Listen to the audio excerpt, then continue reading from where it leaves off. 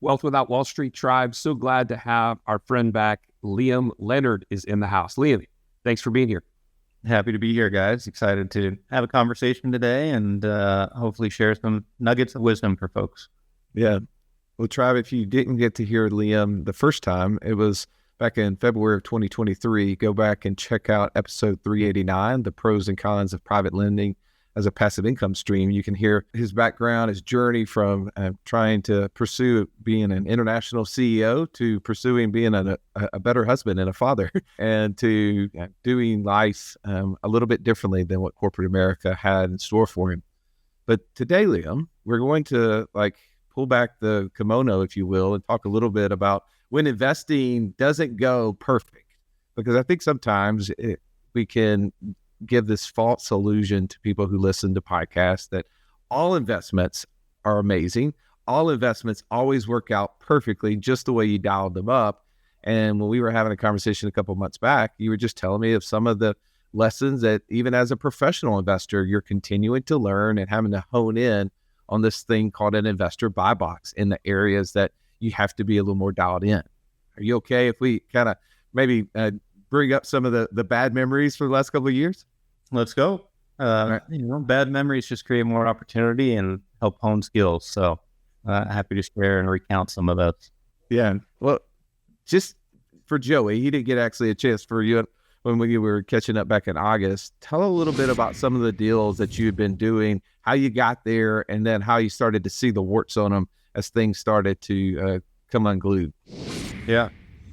So I think with our business, we were experiencing explosive growth at the time and under a lot of pressure to continue to grow. And that pressure, I don't know if it was, I would say that was probably more self-imposed than anything else. Probably some greed associated with that of wanting to continue to push, experiencing those high returns and additional revenue streams that were coming in. And essentially, to use your, the investor box, so to speak, continued to shift. And instead of being a box with firm guidelines, became more amoeba-like, and there'd be something that came up that would be like, oh, that's pretty interesting. Oh, we can make a lot of money on that. Oh, how are we going to make that happen?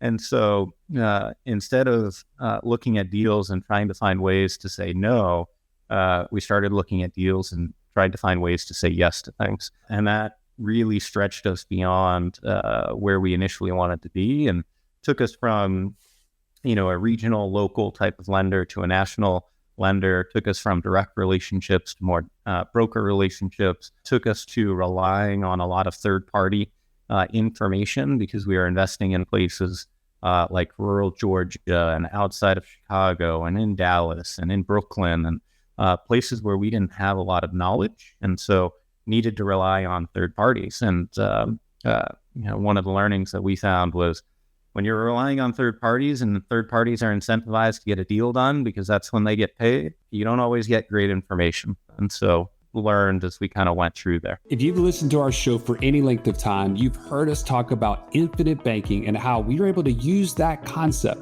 to create over $50,000 a month in passive income.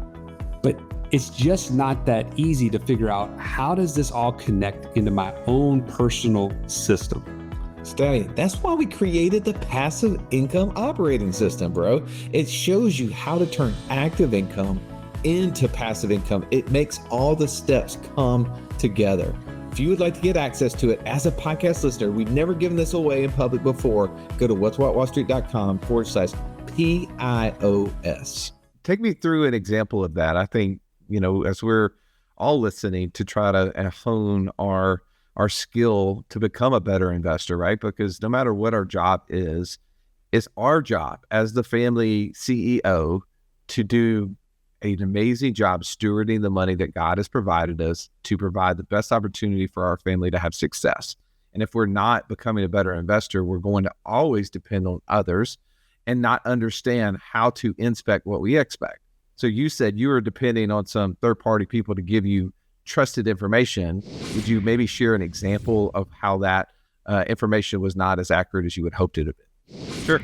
There's several nefarious cases that we've come into contact with, and I'll leave those kind of on the side where, information that we got from brokers or some of the third parties just didn't act in good faith and didn't act in a legal capacity that they should have. And those resulted in, lawsuits and just lots of time and energy that we've got to put in to go chase just to recover. And so those weren't fun. Another good example, though, that's a little closer is we were lending essentially on a old motel in rural Georgia. And the old motel, let's say it's about 30 units. And the plan was to go in, retrofit the motel and put single family, essentially turn it into a multifamily.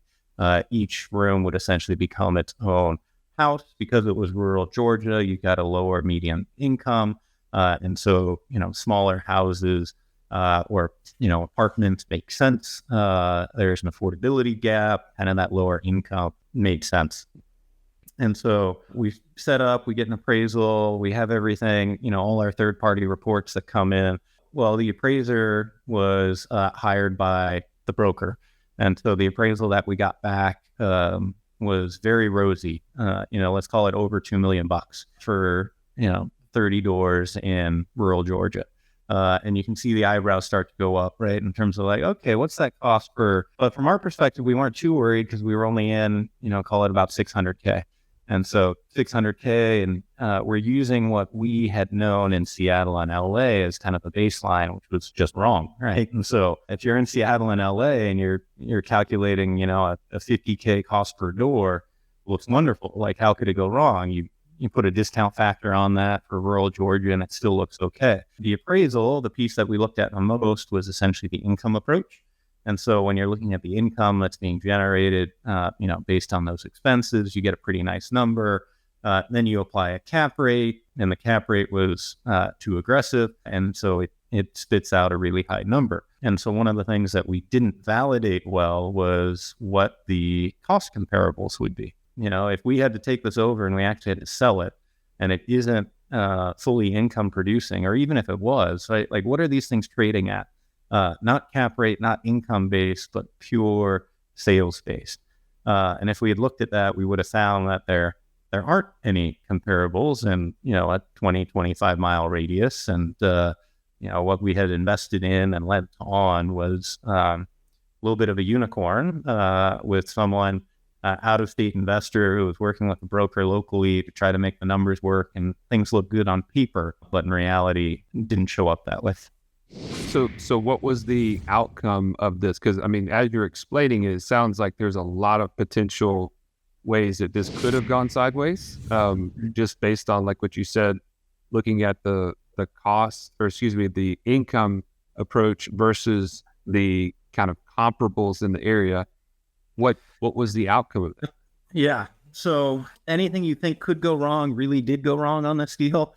So the borrower stopped paying. So the borrower was working with someone who was the project manager as well as the property manager, and was supposed to help get things done. Well, things were never getting done. And so we weren't seeing the progress on the construction that we were supposed to see. And then the borrower ran out of funds because we're higher interest rate and supposed to be shorter. But he wasn't experiencing the progress that he should have been on the project. And so as his term was coming up, we elected not to renew and started the foreclosure process. And so we had to go through the foreclosure process and essentially buy the property back. First time we had foreclosed in Georgia. And so in foreclosing in Georgia, typically we bid our note rate, or essentially our what we're owed on the property. And so we bid that at the auction, which was around $1 million.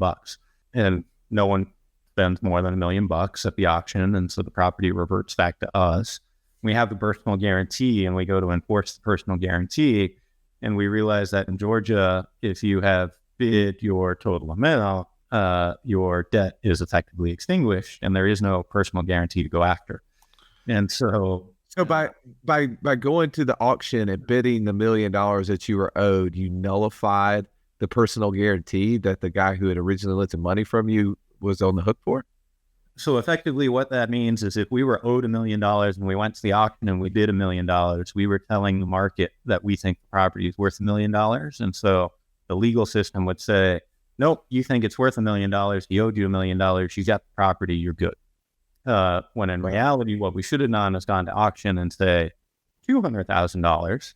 No one would have bid on it anyway. It would have reverted to us at 200. That gap of then 800, we could have pursued the personal guarantee for with the borrower, but we lost that opportunity because we had never lent there. We didn't do due diligence to understand, what the market looked like and how to go about those things. And so it was a painful learning lesson on that side. And what status is the property in at this point? I may have missed that. Yeah. So once we foreclosed on it, we started to go and try to work with the property manager because there were tenants that were in the building and they were supposed to be paying. Well, the property manager was pocketing the cash and wasn't sending it back. So then we had to go through an eviction process of this property manager who was also living at the property. He had pigs that were living there, and he moved the pigs into some of the units. I'm sorry, Liam. Did you just say pigs? Pigs. Your audio was messed up. I must have heard something. Yeah, no, pigs. He had pigs. He had chickens. He had. These are things that don't show up on appraisal, right? And if you don't actually go see the property, you have no idea. And so once we started to go and visit, it was like, holy crap! This guy is running a little mini farm. He's running, his own family is living there for free. He's taking all the money from the actual tenants who are paying. It was a mess. It sounds like a heck of a deal for this guy. What an entrepreneurial mind that this guy has. He's like figuring out how to build a farm. He's got free cash flow coming in. He's got a place to stay. Yep. This is amazing. Was there a pool that he was using for the pigs too? I'm just curious. Were they starting a fair for these pigs? Like, were they jumping off a diving board or something? So it later came out that the pigs were deaf and blind, and so they were in just terrible shape. And so emotional support pigs, basically. We had to end up euthanizing them and disposing of them, right? So that was part of the job description that we had to go through here. But we went through we went through eviction. We go to evict him, and there's multiple buildings on the property. And then he comes back and he goes, "Oh, I wasn't living in the building that you evicted me from. I was living in a different one." And then we have to start the whole eviction process again because we didn't have the right building listed on the eviction. And it said that, and so just the amount of things that we had to learn and go through. But eventually we got them all out. We then basically had to have a hazmat team come in and clean up because the dogs and pigs and, they started ripping stuff out. So they ripped out all the appliances and anything that they could get value from, they essentially stole from the property. And in that, we could press charges. We know who he was, but he'd sold it. He'd probably there's very little upside to chasing those sort of people. And so now we've got a property that has been literally ripped to shreds and is covered in, fecal matter and other things from animals and humans because they just wanted to stick it to us. And so had to get a hazmat crew in there, essentially get things cleaned out. We had to have demolition cleanup guys come in and clean everything out. And we were left with, a shell, essentially. And so then we're faced with, okay, what do we do with this property? And what we also found out at the time when going and meeting with the city, I liken this city to Radiator Springs, if you ever seen Cars, where you had all these wonderful motels and the city was thriving, and then the highway went in 10 miles off to the west, and the city now has 4,500 people and declining population and just not a great spot it's not a hub of investment, let's say. Well, we also found out the city doesn't want multifamily there. In its zone, it was grandfathered in, but you're fighting the city and you need permits now to go redo some of the stuff. And the city's not allowing it. And so we're in this really tough spot where there's no easy way to execute. There's also no local contractors, right? It's not like it's a major hub where we can go through and call, 6 GCs and have them go build business. People are having to come up from Jacksonville because that's the closest major city to drive into, rural Georgia to go and look at these things that it just doesn't make sense for them. They've got enough business down there, and with the hurricanes that are coming, they have plenty of business that they don't need to be driving to a place where they're going to fight the city to try to get something done. So what's the end result of this? I think, this seems like this reminds me of like the Tom Hanks movie Money Pit, right? That just one thing keeps happening after another, right? I want to hear the end of it. Give me some good news. We ended up taking a big loss, right? We had to take a write-off for audit purposes, and so we did that. We wrote it down quite substantially, and then what I started doing is I looked for local people who were on the ground, and actually found a local charity that works with people in transitional housing. They were, looking for a building. They were wanting to help support people. They were actually putting people in hotels more than anything else. And so we came to them and said, hey, we'll find a way to get you the building if you help, bring it back to life and start putting people in it, and you take ownership. We need someone local on the ground. And we've been working with them for 9-12 months now. They've got one of the buildings that's up and running. They've got people in there. They've got the office refreshed. And basically we've turned it into aligning it to our vision. And so when you talk about that investors, DNA and that buy box and what we do with our vision and our purpose, our vision is everyone deserves a place to call home. And so this project actually afforded us an opportunity to lean into that and partnering with the charities to get it up and running, and then have them essentially operate it as a transitional house for those low-income folks who are moving, whether it's off the street into Section 8 or affordable housing. And in doing so, that's considered commercial and not multifamily. And so the city actually started to get behind it and support it, and started to align incentives for people. And it's made some good progress. Still bump. It's not done by any stretch, but we're in the process now of transferring ownership over to the charity so they can take and run it, and just supporting them from behind the scenes. There was nothing worse than walking into class when you're in school and the teacher saying, "Pop quiz day." Why? Because you were unprepared. Are you unprepared, though, for financial freedom? Don't be. Find out how close you are by taking our 30-second quiz at wealthwithoutwallstreet.com/quiz. So, Liam, looking back on this, I know that you just shared a bunch, but if you were to just bullet point some of the major lessons that you learned from this experience that you will use going forward, right? I mean, and the person listening to you could maybe just, write down a couple of notes if they're thinking about, being a private lender, lending on different projects. What would be some of those major bullet points that you've gleaned from this that'll help you in what you're going to do for the next 20 or 30 or 40 years? Yeah. So one of the biggest ones that we incorporated into our underwriting right away is that we must see the property and we must talk to the borrower, minimum via video, and ideally face-to-face. And that ideal world, those go hand in hand, where you meet the borrower at the property and you're talking to them and you're seeing the property. If we had gone and seen this property, we never would have lent. It would have been a very easy pass decision. So we never went because it was in rural Georgia. And so that's an easy one. Another one is not trusting third-party reports, and always making sure that any third-party reports are ordered or sanctioned, so to speak, by you and not by a party that's invested in getting the deal done that can influence that value in a different way. Everything from the photographs, right? They had taken photographs of one room that they had actually done and renovated, and it looked great. And they represented that room was the room for all of them, which was not the case. And so just making sure that you're controlling that process and verifying those key points that really have a difference.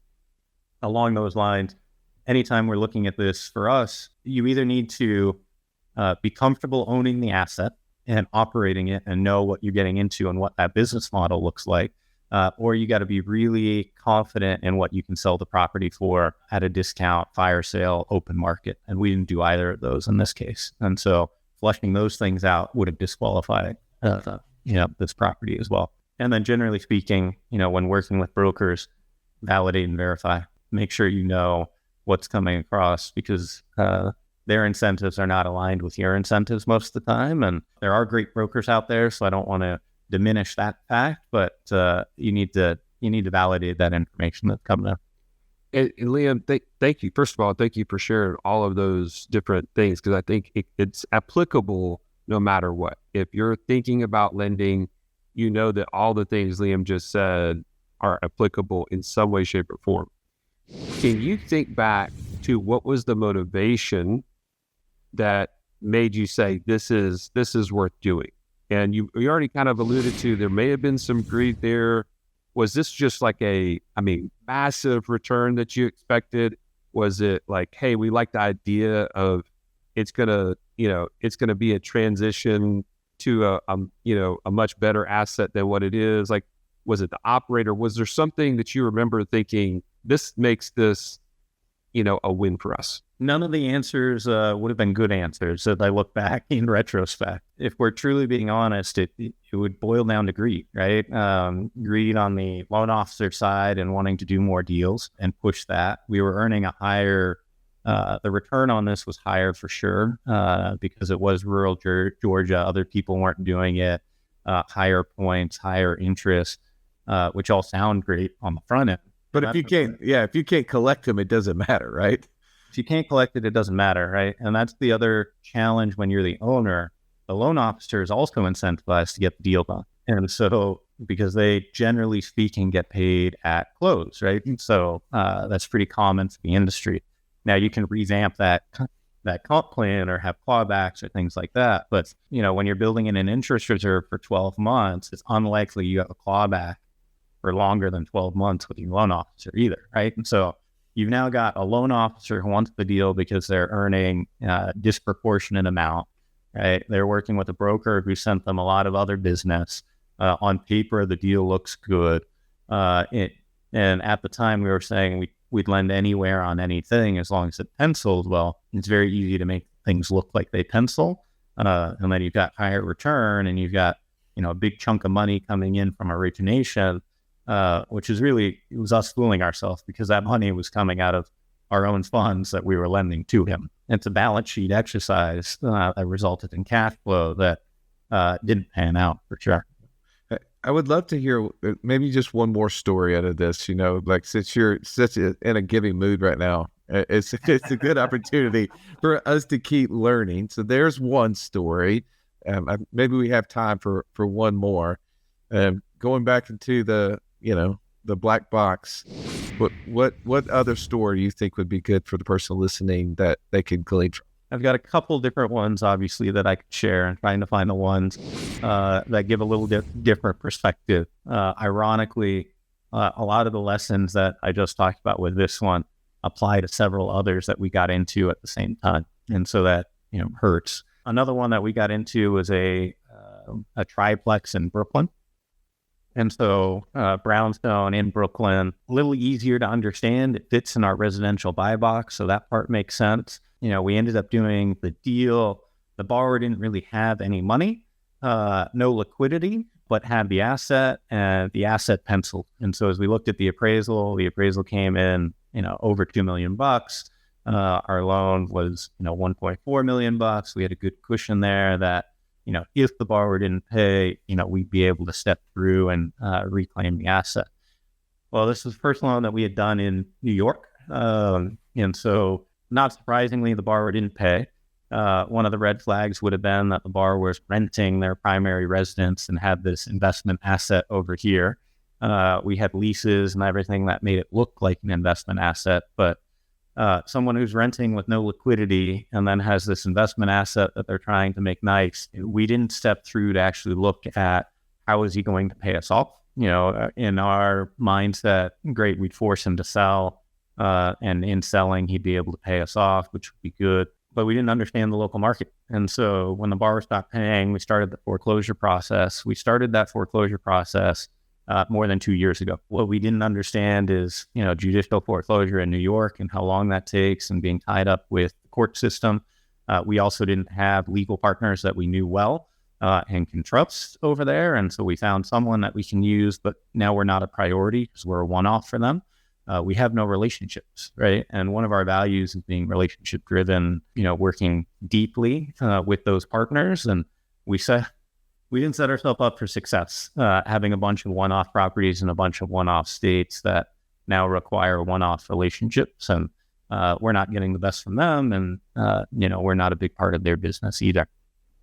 And so we've had to go through that foreclosure process. We've also found out that in foreclosure, as the borrower declares bankruptcy, you've basically got to start parts of the foreclosure over again. You've got to get bankruptcy dismissed. So we did that the first time. We've got another sale coming up, but in New York, the borrower can do that 3 times before he's barred. And so we're at 2+ years. I think it's likely now that the borrower has moved into one of the units in the building as his primary. He's probably renting the other 2 units. We also found out that it's not actually a triplex. It's only 2 units with a basement. And so when you do that adjustment on a sales comp perspective, the value drops substantially. And so now our buffer is no longer there. And so now we're trying to understand, how do you make that, the seller into an additional unit, which you can do and fairly easily, but you can't start that process until you've actually got control and ownership. And so, we're still working through that, and we're 2+ years now trying to get just control of the asset. At the end of the day, we'll probably have a deficiency judgment against the borrower, but questionable if that's going to be worth anything, because we know he has no liquidity and no asset. And so we didn't set ourselves up well for success on that. And similar type of situation where on paper it looks good. This was an asset class we were more familiar with in terms of being residential. And so we could look at the comps for that, but we didn't dig deep enough. We just looked at, hey, it's a triplex, here's the square footage, and we use that as comparables, when in reality that wasn't the case. It was only 2 units with a basement, which has a sizable impact, and didn't understand the legal process for a state we weren't operating in. Wow. Liam, this is like amazing. One, that you'd be willing to come out and share this sort of thing, because, here you are a professional investor, as Russ mentioned, and yet you're still learning. And I love that you're willing to be open and honest with us, because we all need to learn as we are constantly trying to become better investors. What would you say, as of right now today, this is all kind of culminated in terms of your business now maturing and like setting in, it just has resulted in setting more parameters on what you will lend on, or like, what's that end result that this all has led to? Yeah. So a little over 2 years ago, we started making some massive changes in our underwriting. And since that point, which was October of 2022, we've only had 1 delinquency. And so we made some massive shifts that changed what the outcome on the back end looks like. And so some of those things are, we must see the property. We must talk to the borrower. Anything that the broker is giving us, we must validate. We do our own third-party reports. Any sort of appraisals that's coming in, we're also validating with internal evaluation. Kind of a mind, if we were looking at this from a professional investment to own the asset, what does that look like? Would we want the asset? Would we not want the asset? We no longer lend on anything commercial. We lend purely on single-family homes, residential. We will do some larger developments, but everything we do is single-family related. And so we've really honed in on the asset class. We've restricted the geography. Most of what we do now is in greater Seattle area. That makes up 95% of our business, and the business is almost 2x what it was when we were, greedily chasing these things nationwide, because that's what was easy. And we've actually gotten better and focused in on a niche, right? And so we went from trying to be everything to everyone to, hey, we're really focused, and this is what we do, and this is what we do well, and telling people no. And in the underwriting process, we're looking for things that will disqualify the deal. And trying to flush those out as early as possible, so we can just have a frank conversation with the borrower. Hey, you've got a mechanics lien and an electric lien. Those have to be paid. If they're not paid, we're not doing the deal, right? Like, hey, we need you to show 6 months liquidity with 2 months of bank statements. If you can't show that, we're not doing the deal. Hey, we need you. Another big one we layered on is experience. They have to show us that they've done at least 3 similar projects in the last 3 years. And if you don't have the experience, we're just not the right lender for you. So we're happy to introduce you to someone who can get you started, and then we'll work on with you later. But we went from, lower credit quality, true hard money lending to, we went all the way to the other side. Most of our borrowers now are 740 plus FICO with 10 plus experience in the last 36 months. We reduced our margin quite substantially, but we work with people who have liquidity, who have experience, who have great credit scores, and we can rinse and repeat. We're working with a smaller group of borrowers now on a repeat basis, as opposed to being transactional and high volume. And so we've completely shifted that business model, and the results have been to curve. Liam, how do you work with investors, right? So it sounds like, obviously, you guys are, if I was out there trying to create a project and I met that criteria you just laid out, I knew I could come to you as a potential source of funding. Are you guys only dealing with personal private money? Or are you guys also working with investors who want to invest in your projects and just earn a return off that?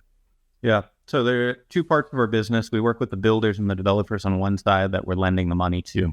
And those are the better quality people that we found now, instead of the people doing the triplex in Brooklyn and the motel in rural Georgia. So that's great. Right? They've got recognition in the cities we're working with. The other side is we're working with high net worth people who essentially invest into our fund. Our fund is essentially a pool of capital that we then use to lend out to these different borrowers. And so anyone who's accredited can essentially come and invest with us. We use that capital to go and lend, and then we supplement that with relationships that we have with the financial markets. And so what I mean by that is we'll originate a loan at 11% for ground up construction. We'll sell it off to the capital markets at, call it 10%. We keep a 1% strip, and that all goes to the investors. And so that investor pool of capital not only earns the return, but then would earn strips on top of that, all with the goal of getting us to a 7 to 9 annualized net return to our investors, which we've been able to, outside of the last year when we had to take some adjustments that I mentioned, we've been able to hit and over deliver on. Liam, thank you so much for being willing to come back on. And like I said, there's so many lessons that people don't have to pay retail for, because they came and listened to the show and can get it at wholesale prices, if you will. For people that want to connect with you on either side of that world, where would you want them to go? Yeah, if you visit us on our website at lionscove.com, there's a contact us page. There's if you're interested on the investment side and working with us on that side, there's a little questionnaire you can fill out there. Otherwise, we've got our email and phone number that you can reach out and chat with me, and happy to connect and see how we can help. Awesome. Well, Tribe, thanks as always for tuning in today. And I hope that you will walk away with lessons that will make you a better investor. If you found value, please like this episode, share it with your friends, and take a screenshot of this and tag us on social so we know to make more content just like this, just to help you get to financial freedom. Have an amazing day. This has been the Wealth Without Wall Street podcast. Don't forget to subscribe to the show to break free of the Wall Street mindset and begin building wealth on your own terms in places you understand, so that your wealth will never run dry. See you next episode.